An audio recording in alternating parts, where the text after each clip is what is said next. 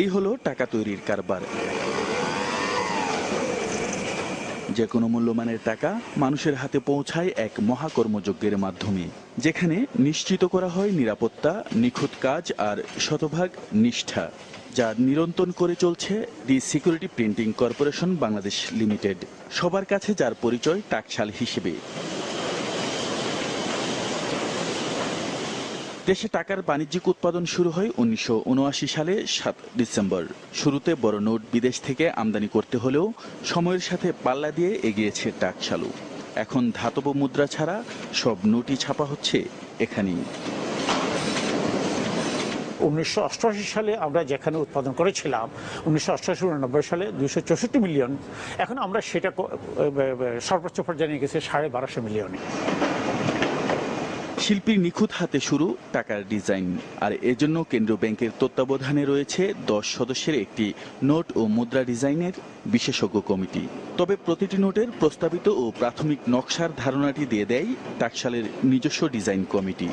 এটা সবচেয়ে বড় বৈশিষ্ট্য, নিরাপত্তামূলক বৈশিষ্ট্য। আপনি যদি ম্যাগনিফাইং গ্লাসে আমাদের নোটটা দেখেন, তাহলে আমাদের এখানে লেখা দেখবেন, ডট দেখবেন, কিন্তু আপনি অন্য যে কোনো ছবি দেখেন, যেগুলো লেখা দেখেন সেখানে ডট পাবেন। এটা একটা বৈশিষ্ট্য, সেটা আমরা বিদেশ থেকে করে আসি। গুরুত্বপূর্ণ কিছু ইতিহাসিক যেমন সিম্বলিক আছে, মনুমেন্ট আছে, যেমন স্মৃতিসৌধ, শহীদ মিনার, এই সমস্ত জিনিসগুলো দিয়ে আমরা কতগুলো রাফ ডিজাইন করি। তারপরে বাংলাদেশ ব্যাংক এখান থেকে বেছে যেগুলো ভালো হয়, দৃষ্টিনন্দন হয়, ওইটা ওনারা বেছে নেয় এবং সেটাকে আমরা চূড়ান্ত রূপ দিই। অনুমোদিত নকশার আদলে বিদেশ থেকে আমদানি করা হয় ইন্টিগ্লিও বা টাকা ছাপানোর ধাতব প্লেট। এই প্লেটগুলো প্রস্তুত করা হয় লোহা, তামা, নিকেল জাতীয় কয়েকটি ধাতুর মিশ্রণে।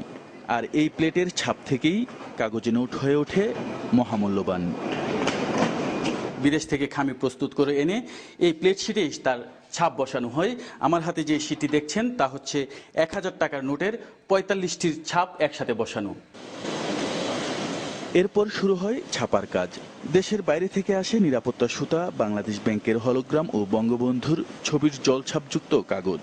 এই কাগজের উপরই দেয়া হয় অফসেট প্রিন্ট। প্রথম ধাপের ছাপার পর চূড়ান্ত ছাপ ও নম্বরিংয়ের জন্য চলে যায় দ্বিতীয় ধাপে। সেখানে হয়ে থাকে ইন্টিগ্লিও প্রিন্ট। 60 টন ওজনের চাপ দিয়ে প্রতিটি নোটে বসানো হয় কালির ছাপ। এই ছাপ হাতে স্পর্শ করলেই বোঝা যায়, আর এই ছাপের মাধ্যমেই চূড়ান্ত রূপ পায় প্রতিটি নোট শিট। এই প্রিন্ট হওয়ার পরে এটা ডেলিভারির জন্য সে কাগজটা স্ট্যাক হচ্ছে। এখানে 5000 সেটা এখন স্ট্যাক হওয়ার পর এটাকে আবার নামিয়ে ফেলা হবে আলাদা করে, এটা কাউন্টিং চলে যাবে। এরপর প্রতিটি নোটের গন্তব্য কাটিং মেশিনে। কাইয়ুম তুহিন, চ্যানেল 24, গাজীপুর।